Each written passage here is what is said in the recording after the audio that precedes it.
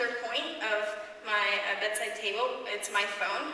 I actually got it for free at a conference, which is pretty awesome. And unlike most teenagers, I'm not asking my parents all the time to get me a phone plan, so I use it pretty much as just internet browsing and for apps, especially Angry Birds.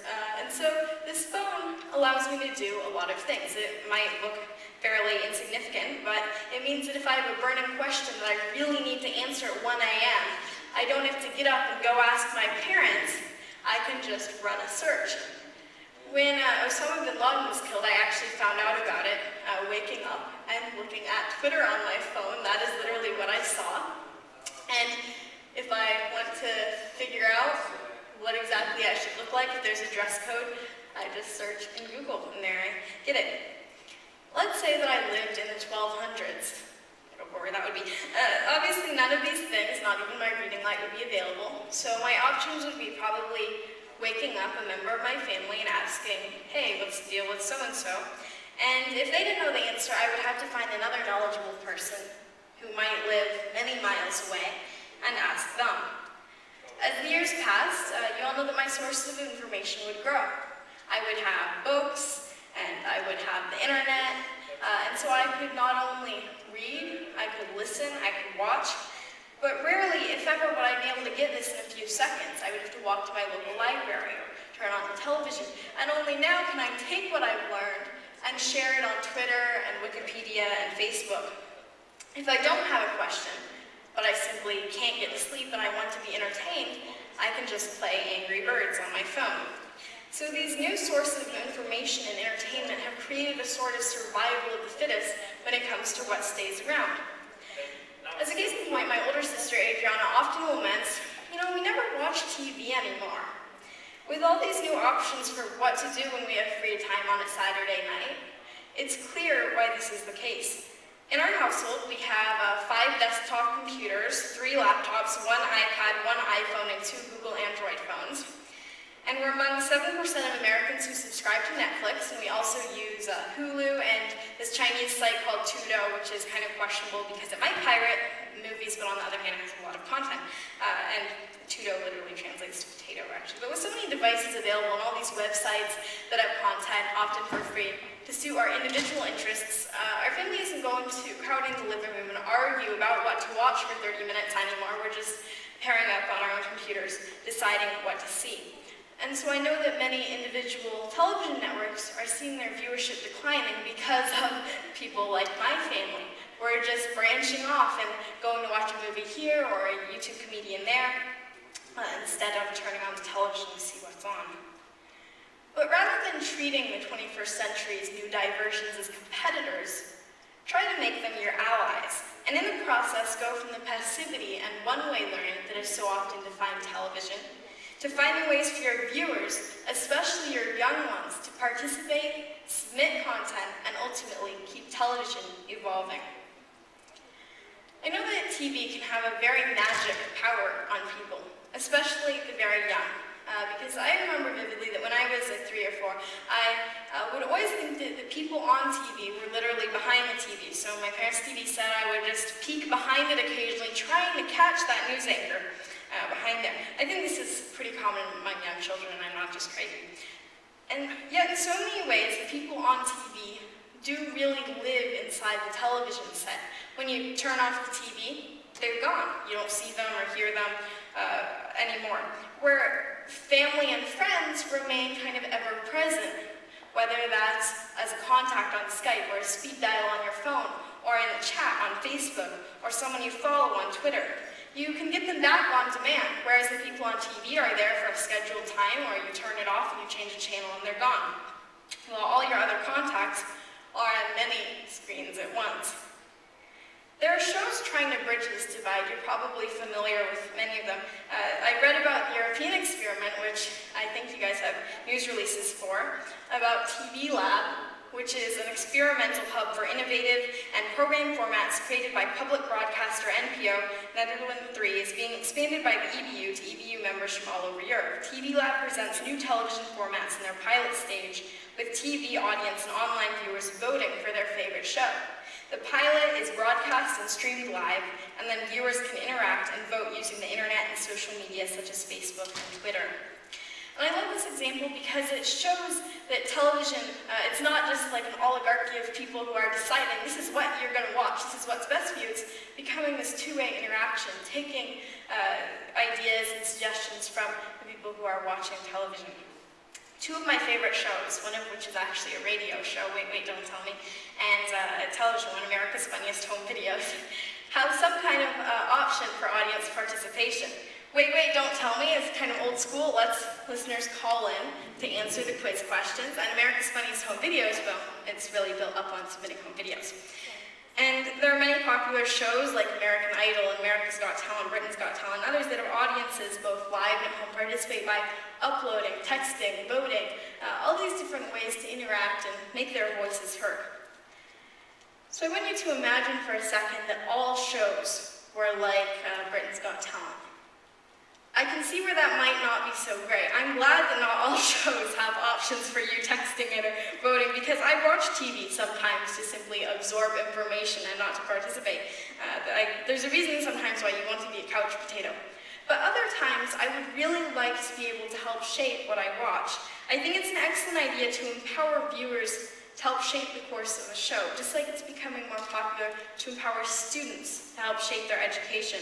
I think that TV talent shows can do well with many young people, because the people on TV aren't just staying there inside a box on one screen, they're really emerging from it.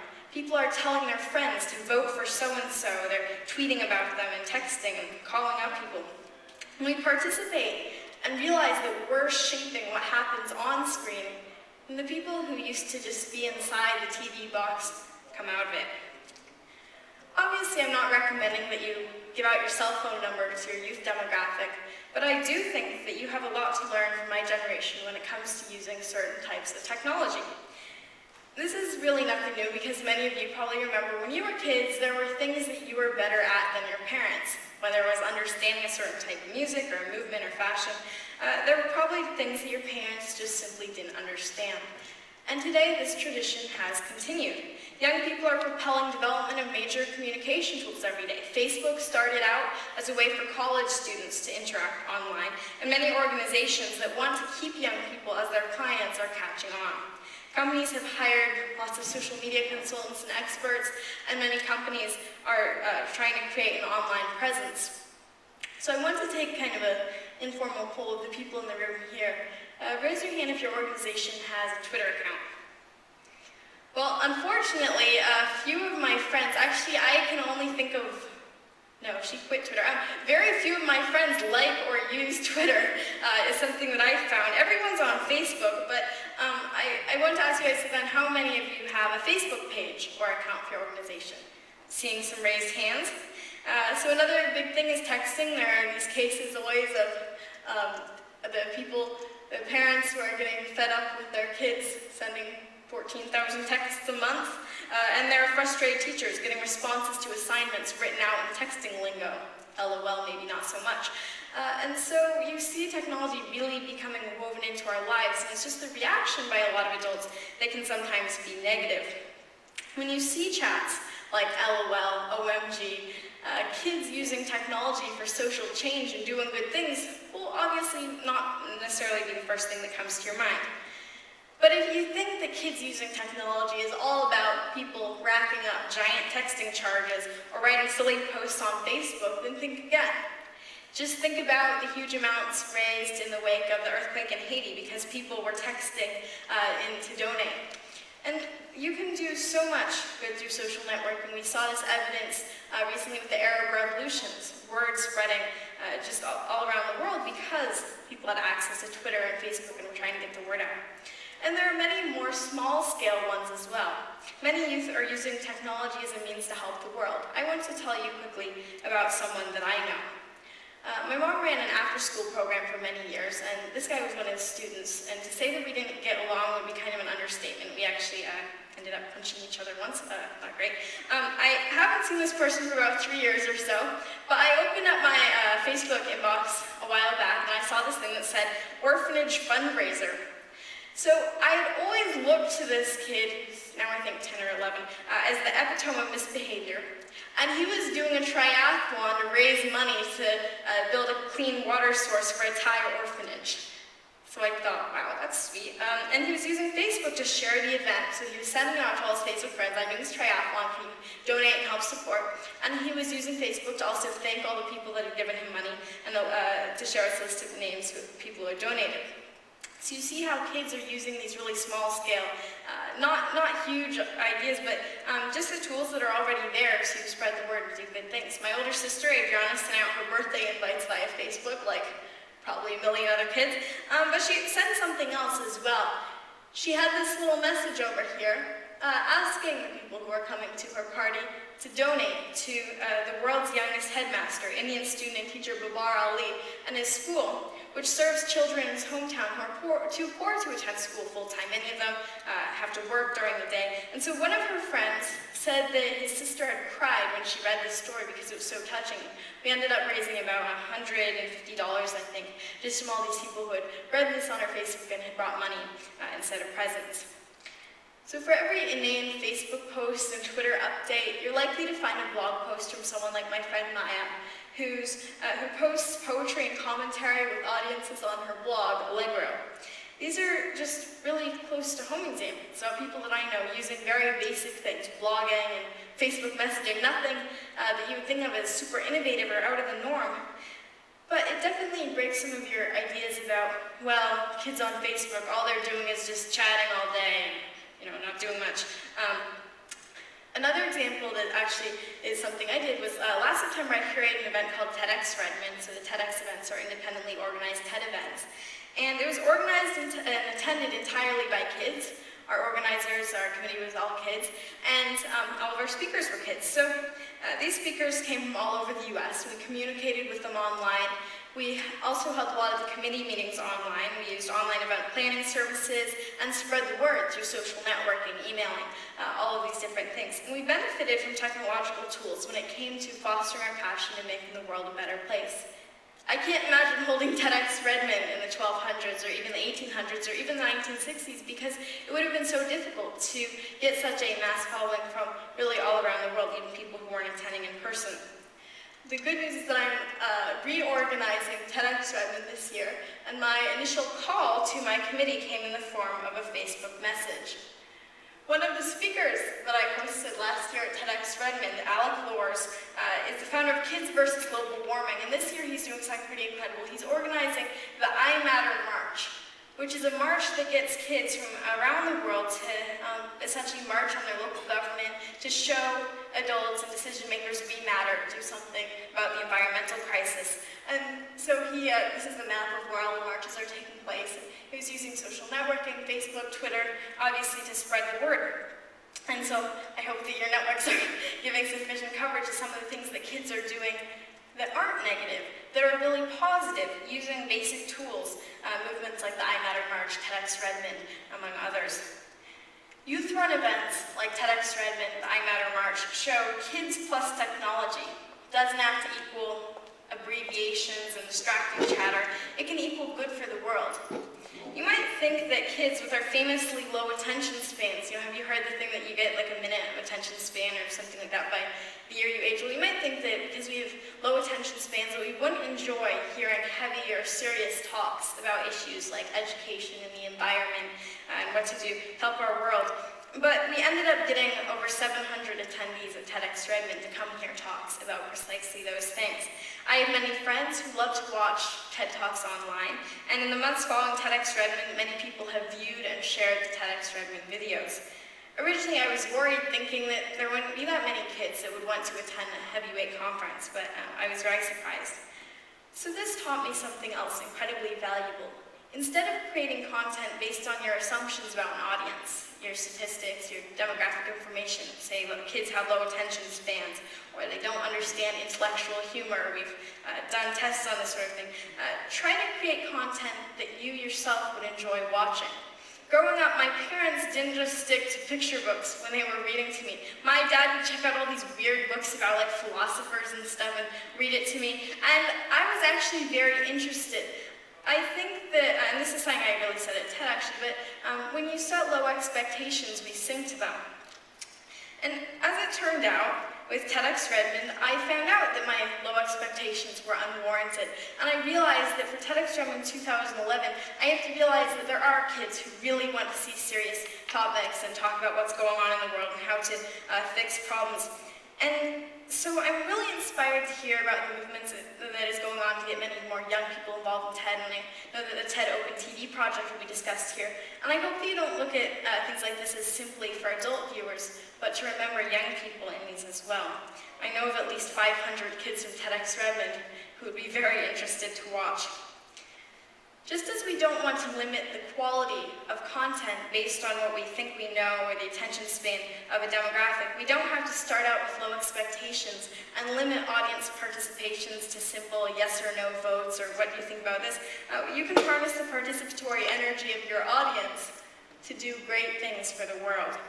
The perfect union between TV programming and my generation, I think, can come in this union between solving social issues and multi-platform interactive outreach. And I'm not speaking so much about the technology because obviously other speakers will do that far better than I, but I just think that the spirit behind this, really understanding that young people want to make a difference with the tools we have available, that we can do great things. And this isn't something futuristic, it's already happening. I was on the George Stroumboulopoulos show on the CBC in Canada, and on the show I talked about the World Food Programme's Free Rice Initiative. And Free Rice is a website which allows you to raise grains of rice for the hungry simply by answering questions. You don't have to pay anything, it's all done through sponsors. And this is great for young people like me who don't have a whole lot of pocket money, because we can not only challenge our brains, but we can also do good things. And so George Stroumboulopoulos has done a great deal in working with the World Food Programme as one of their representatives.